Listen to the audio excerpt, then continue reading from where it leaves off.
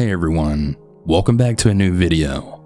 Before I begin on the stories, I just wanted to mention, if you have your own personal scary story that you would like to send me for me to possibly narrate here on the channel, you can do so by sending it to southerncannibal.com.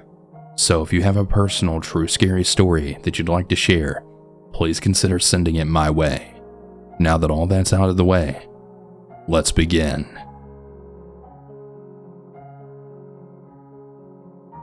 Hi, for a bit of background, I'm a female, and I'm 18 years old now. My grandparents own a camper at a campground, and they have for many years now. I would go out with them to the campsite almost every weekend, and I still do to this day. This happened to me when I was about 7 or 8. My grandmother and I were over at a friend's camper, just hanging out one day. They were chatting away, and I was becoming extremely bored by the minute.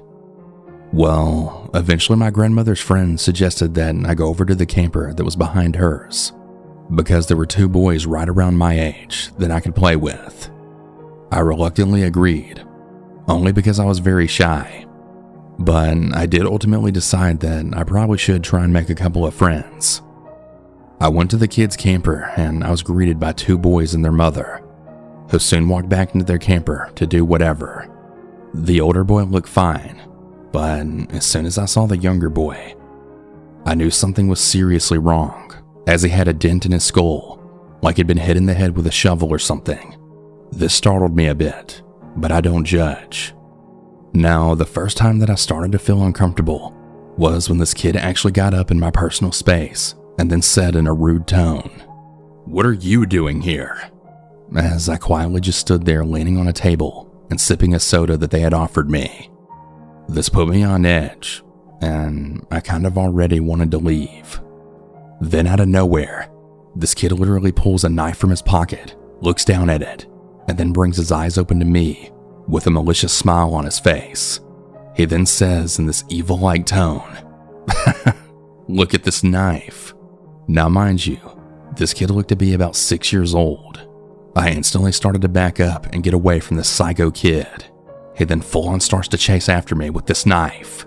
He began to chase me around in circles, and I had to run in the opposite direction at times so he wouldn't get close to me and stab me. His older brother and mother began to be aware of what was happening. The mother attempted to catch him, but even she wasn't fast enough. Eventually, the older brother tackles the kid to the ground, as he's then screaming like a wild animal at the top of his lungs. The older brother then came out from the camper, and he told me it's okay now, and that I could stay.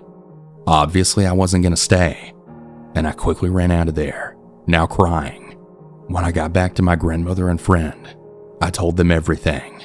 They didn't really seem to take me seriously though, possibly because of how young I was at the time, which is unfortunate, but I definitely knew what I just went through, and it wasn't a lie. But it's safe to say that I never went back there again. A little while after though, I found out that those kids and their mother had actually been kicked out of the whole campsite by the owner because of that kid's behavior. This may have not been that scary for an older person, but being such a young kid, it was definitely traumatic for me, and I'll never forget it. I hope I never come across that kid again.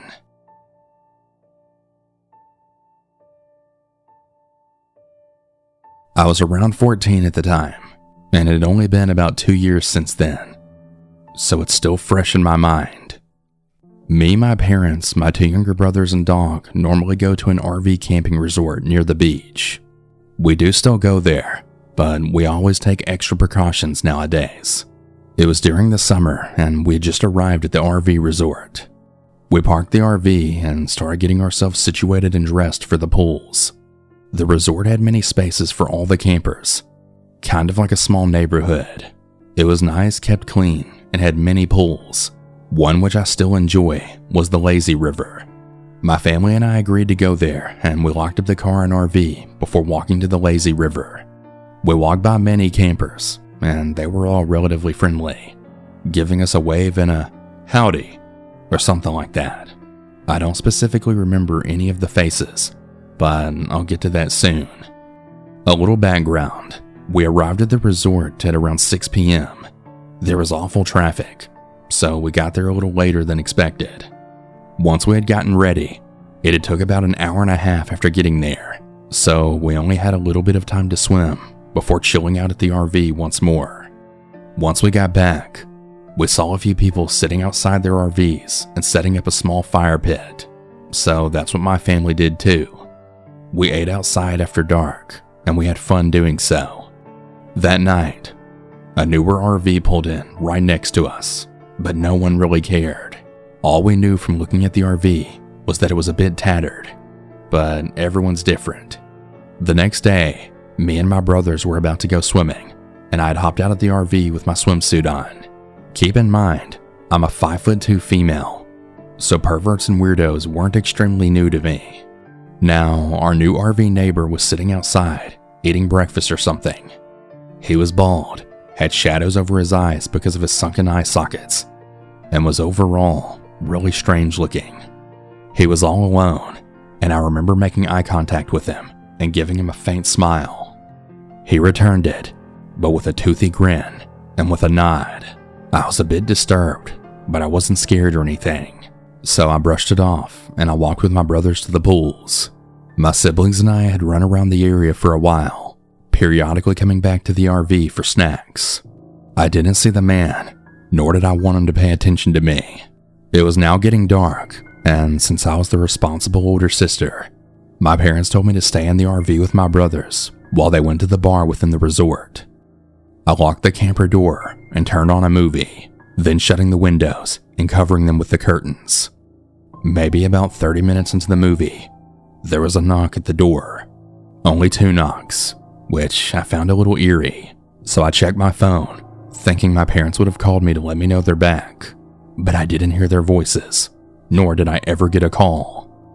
I paused the movie, and I told my brothers to stay still and to be quiet, and I then checked the window near the door. I pushed the little curtain away from my vision, and I was instantly met with a gleaming bald head and dark eyes staring right back at me. I then screamed out loud, even though I shouldn't have. I then yelled at my brother, who was 12, to go get my phone and to call my mom, who had her phone on her. I was really confused on whether I should have called the police or my mom, but I had to choose one. I then told my brothers to hide in the small cramped up bathroom in the back of the RV. I knew it wouldn't have done much, but at least they were a tad bit safer now. I grabbed a broom that was hanging near the sink, and I pushed it horizontally against the door, hoping that if even the man got in, it would stop him a little bit.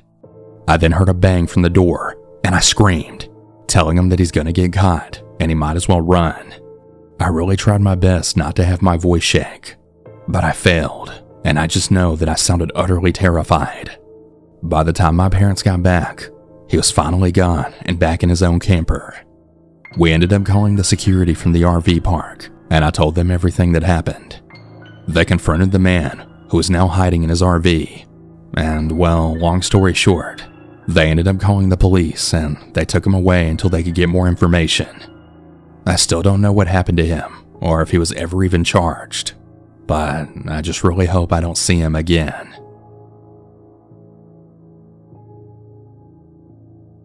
Now, this happened during the summer right after I had finished 5th grade. I had went to a day camp that was pretty far away from where I lived. There were around 50 buses that would drop off and pick up people from all different locations in our state, and I was on a bus that had dropped and picked me up at the main building that I had to ride a train to get to.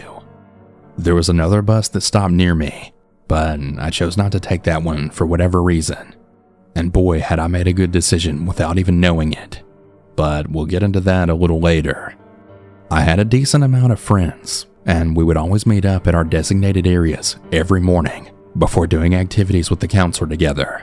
But twice per day, we would go swimming, and our entire camp went, and that is when some of the messed up stuff then happened. Anyway, that's all for the context.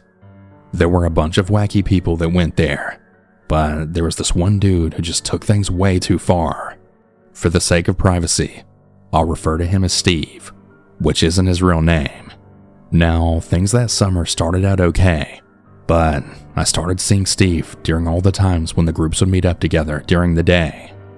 Before he even approached my friends and I, we're all girls by the way, He would always garner all sorts of attention for all the strange stuff he would do. He had this really high-pitched and annoying voice, and we would often hear him singing really cringeworthy songs, none of which I care to list because it drove me insane. He would be on the loose, running around the entire place while screeching at the top of his lungs, and I never knew why he did this. My friends and I found it crazy, but would you know it, the more distance we tried to keep, the more he would appear around us. Within a few days of the start of camp, he was already trying to talk and start up conversations that none of us felt like having. On the first day that happened, he also began to follow us down in the pool later on. We wiggled under the ropes to get our own section. At first, we kind of found it funny because he could barely swim, so he was trying to run through the water towards us with a corny smile on his face. It soon became irritating, so we just swam away to a different section. He was just nuts, but it became a lot more than we thought. He would start coming up to us whenever we crossed paths, and every time, he would always bug us and just hang around us. And he would always try to throw himself at my friend, who we'll call Alexis. She was visibly uncomfortable, and he would always start telling her that she belonged to him forever, and that one day, he will get her to love him. I would always tell him to get the hell away from her, and that he's really being invasive as hell, even though he wouldn't stop hanging around her and making creepy advances. Other people started noticing, and they all began to keep their distance from him too. We told our counselors, but they all just brushed it off as him being nice, which I totally didn't buy at the time. There was much more than just friendliness on Steve's part. It wasn't too long before a rumor then spread that Steve had planned to get each and every one of us in our friend group to somehow fall in love with him. Another friend of mine, who isn't in our group of girls, named Mark, had told me this. He said he was telling me because he had overheard Steve saying that if it didn't go well with Alexis, I would be next. This really creeped me the hell out, but it also made me question why Steve thought it was okay to be this attached to us when we clearly showed we weren't interested. It finally seemed he had gotten the hint when things finally took a turn for the better, when he finally stopped harassing Alexis and just continued being his crazy self. I felt peace of mind, but he was following us around still. In a matter of a day, my relief was short-lived when he started bugging me. He started to make the same comments about wanting me to fall in love with his creepy ass. I didn't take any of it, and I decided to flat out ignore him in hopes that he would just go away. But no. When I was eating lunch with Mark one day, he had showed up and he started going off on me about how hot he thought I looked. I told him firmly to leave, and Mark got involved, also telling him to leave me alone. He complied, and I then saw from a distance of him now talking about how I didn't show interest in him with another friend of mine, Lola. She had told Steve that her name was Julia, as a way of making it obvious that she didn't want him around us and to end the conversation sooner. Lola was also telling him to get away from her, when surprise, surprise, another kid named Jean started calling out for her with her real name.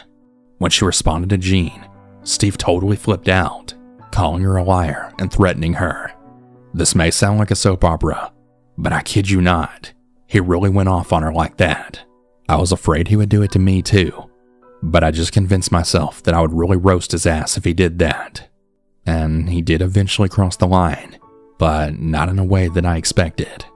About a week later, I noticed that he would catch up to my friends and I when we were in the pool swimming away from him. At first he would try to run, only to lose us, but now I knew I was fucked when he figured out how to dog paddle, knowing he might catch up. The pool wasn't big at all, so no matter how fast I went, he was right on my tail. As he was saying creepy things to me, I began to panic, knowing he was going to do something, because I had a bad gut feeling. And as I was telling myself what to do, it happened. He actually tried yanking my swimsuit right off my body, and I freaked out, shoving him off of me. I felt more violated than I ever had in my life, and I told him to stop or I'd really screw him over. This caught a few glances, and my friends were huddling around me, making me feel a bit safer. Next thing I know, I'm back in my clothes, and I'm running out of there before anyone can catch up to me. I went all the way to the bus area and found one of my bus counselors. I told her what had happened in a tizzy, and she then told me something that I wasn't surprised to hear, yet it still sent chills down my spine. She said he had been doing this to the girls all over the camp ever since they could remember, and I didn't want to give him a chance of trying to harass anyone else. As soon as I got home that day, I told both of my parents everything that happened, because I wanted it to end more than anything. Long story short, we spoke to the camp director the very next day, and they made sure that they would make him stay far away from me. But when no counselors were there, Steve approached me, saying he really enjoyed making me fall for him, whatever the hell that meant. I simply looked at him, and I told him to stay the hell away from me and my friends, who were also involved in this. He then flipped out at me, asking me why I was so mean to him, and that he was going to be forever alone without me. It made me want to throw up and scream at the same time, but I kept my head on straight, and I told him to never ever come near me again, or he'd regret it. And with that, he walked off in tears.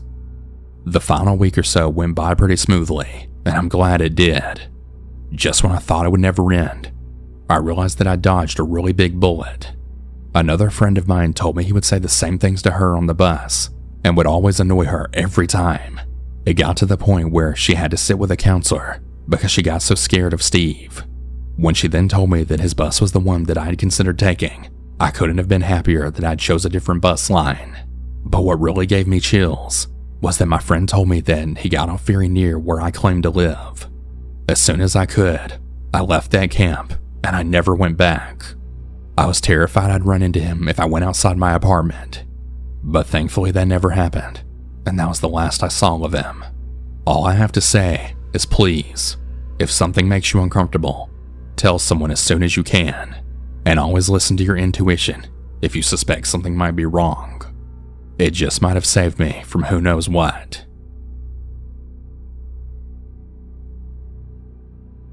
The story takes place about 5 years ago.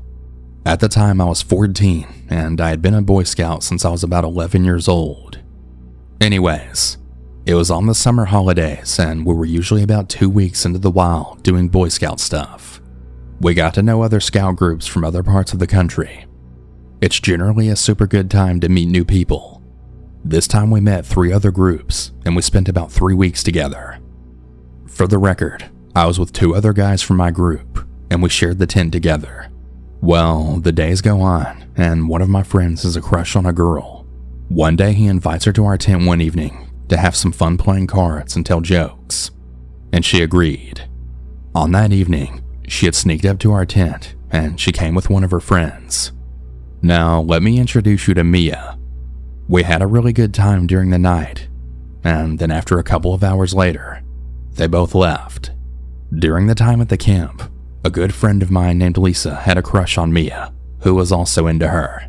So it was a happy moment for everyone. The days go on and Mia gets a little weird and talks alone to people who aren't in the camp. As the time goes on, rumors start to circulate that Mia had tried to commit suicide in the forest, and that a kid saw her trying to strangle herself with a belt. Well, after that happened, they alerted the adults, and she was going to get picked up by her parents a couple days later. She was gone for a couple of days, and everything just went back to normal. Little did we know, though, that Mia was back in the camp, as some of the other kids saw her in the forest saying things like, "I want to see Lisa," while holding a knife. Everybody was just scared as fuck. The adults set up a really big tent and put all of us inside of it while they waited for Mia to show back up. Well, she eventually showed up, and she saw our tent. She ran straight towards us with the knife in her hand. It happened so quickly, but I can still remember it so vividly. One of the adults managed to tackle her down and made sure that she couldn't get up by holding her really tight. Another adult made sure to pick up her knife and then called for the police and the parents. The police took away Mia, and her parents followed, and that was the last time I ever saw her. Since then, I've only heard about her once. I heard that she was diagnosed with schizophrenia, and she's apparently in a clinic with people there trying to help her. Lisa is still really traumatized from these events.